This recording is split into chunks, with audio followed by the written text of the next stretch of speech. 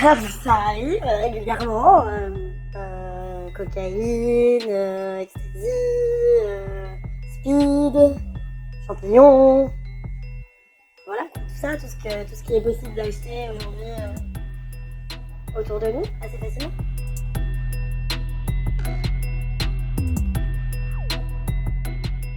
Souvent les soirées dans les lieux où il y a de la musique jusqu'à tard le soir, ou tôt le matin d'ailleurs. Donc ouais, de clubs, de concerts, ou même de soirées chez des amis, privées. En fait, toutes les occasions sont un peu balles, j'ai envie de dire.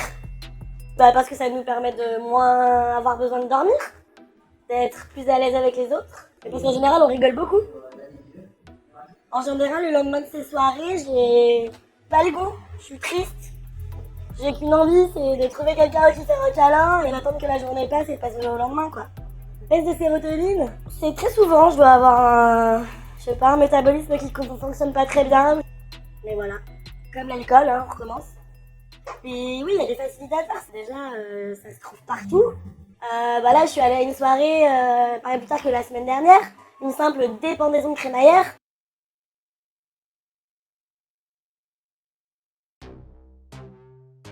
Où t'as les dealers qui sont sur place parce que c'est des amis proches. Donc effectivement, c'est quand même très facilitateur. Si c'était compliqué à trouver, j'en prendrais moins. Parce que si ça vient pas directement à moi, j'irai pas le chercher.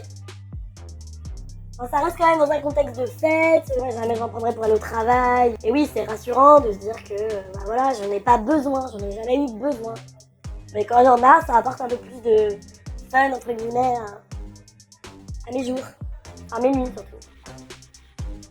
Je me suis beaucoup posé la question de ma consommation, si c'était normal, pas normal, trop passé, c'est pas bien, je droguer, devine, mais c'est pas non plus un drame, et tant que j'ai l'impression de maîtriser les choses, ça va. Par exemple, la paranoïa, ça me parle pas. Avoir du mal à dormir, ça me parle pas. Toutes les rencontres que t'as fait dans la soirée, elles dépendaient un peu de ta prise de drogue. Ah d'accord, ça me parle. On va pas se faire les clichés, mais pour la santé c'est pas bon. C'est vrai que le fait de se mettre mal, c'est quand même idiot, mais au même titre que l'alcool ou d'autres drogues légales, quoi. Là, pour mon conclusion, je sais pas. Ne pas pouvoir m'amuser à une soirée si j'en ai pas, ça serait la grosse limite, ouais, carrément. C'est pas l'addiction physique que je crains, c'est plus l'addiction sociale en fait. Pas pouvoir dire non quand on m'en propose. J'ai fumé des joints très jeunes pendant très longtemps.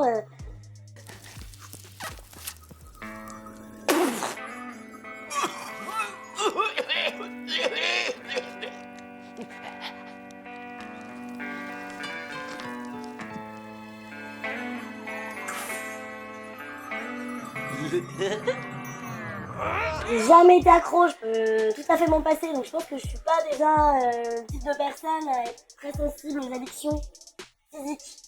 Voilà, toutes ces drogues dures, il y en a tellement autour de nous en ce moment, et depuis un petit moment déjà, que voilà, c'est juste le fait de se dire, ok, est-ce que je suis capable de dire non, et À quoi tu penses? T'en veux ou pas? Sincèrement, je crois pas dans ma vie jusqu'ici avoir un jour dit non quand on m'en a proposé. Ça, je trouve que ça craint et tout. Enfin, ça me fait plus peur. C'est vrai qu'aussi, j'étais dans une situation sans travail depuis 9 mois, donc tous les jours c'était un peu la fête, donc c'est facile. Maintenant, effectivement, je pense que j'ai retrouvé un emploi. Si on m'en proposait la semaine, j'espère, je serais assez... Non, j'en veux pas.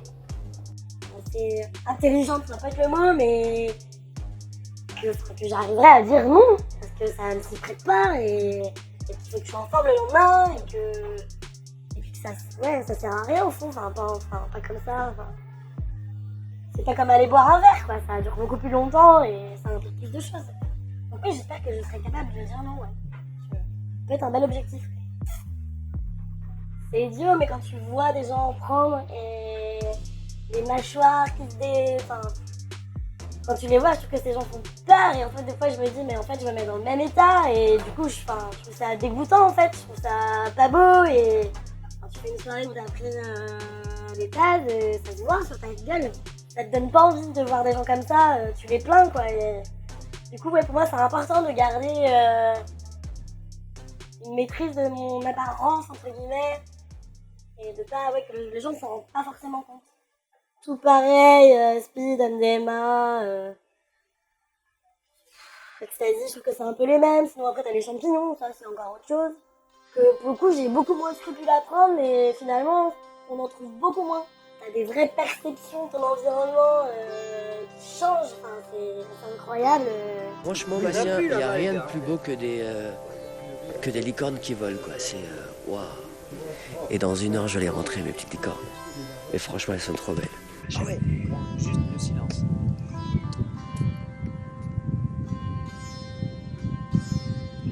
Je me rappelle pareil partir en Thaïlande et d'en avoir pris à l'étranger sur la plage, mais les couleurs, la texture du sable, c'est un vrai voyage. Et là, du coup, je trouve que c'est pas ce qui advient avec l'ecstasy ou la cocaïne. Les champignons, c'est encore autre chose, c'est un degré au-dessus. Par exemple, je sais que je ne pourrais pas prendre du LSD ou des champignons autant que je peux prendre de la cocaïne ou de l'ecstasy.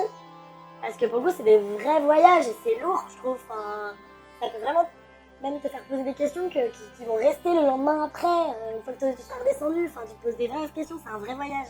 Et des drogues, quand j'ai l'occasion d'en prendre, je sais dans quoi je m'embarque, je trouve. Et du coup, je le ferai pas tout le temps. Je pourrais pas les consommer aussi régulièrement que les autres. En vrai, j'ai jamais testé, mais apparemment, l'héroïne a quand même une addiction qui peut être excessivement rapide. Le but, c'est quand même de pouvoir passer une soirée avec ses copains. C'est pas d'être complètement à l'ouest tout seul et de se venir dessus et de...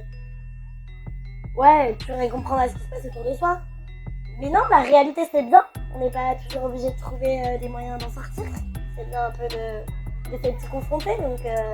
Ouais, on a la possibilité de me droguer tout le temps, même si j'arrive à me trouver des drogues synthétiques ou j'ai pas de lendemain difficile, non, franchement non, non. Non. On a déjà l'alcool, c'est déjà bien, non? Parce que je suis convaincue des méfaits de ces drogues, mais en fait, des fois, je me pose la question par rapport à mes parents, tu vois. Je me dis, des fois, les parents, ils sont là, ils diabolisent complètement et... Des fois, je me vois en train de commencer à leur dire, mais n'en faites pas un drame. Si vous savez, regardez, enfin, je vais vous expliquer, j'en ai pris plein de fois dans ma vie. Et pour autant, ça va, je suis pas perdue dans ma vie, tout va bien.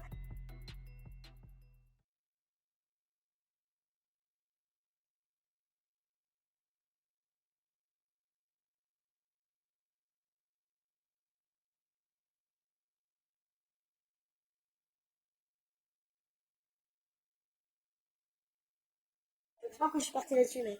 Non, un discours préventif, ça serait... Je vais pas dire que le préventif, c'est être... Oh là là, tu vas passer un lendemain super difficile. C'est pas préventif du tout, enfin... Ou alors, faudrait sensibiliser, mais bon, les gens, ils en ont rien à carrer qu'on leur dise que le trafic de drogue, ça fait mourir plein de gens à l'autre bout du monde. Je suis pas sûre que ça soit non plus le discours qui puisse les toucher. Je ne sais pas, qu'est-ce qu'il faut en dire. Je ne sais pas. Si, c'est que quand tu te drogues, en général... T'as quand même des conduites à risque. Ça nous est arrivé de se droguer, de prendre nos bagnoles. T'as la raconte plus facile, tu peux aller coucher avec des bonhommes et du coup t'en as rien à foutre de te protéger, pas te protéger. Ouais, plutôt dans ce truc-là. C'est ok, c'est cool, ça te désinhibe, ok, t'es le maître du monde. Mais en fait, à côté de ça, tu vas prendre des risques. Et le but, c'est pas de finir en tôle, à la morgue ou d'avoir tué un copain. Ce serait plus là-dessus. J'ai tout dit.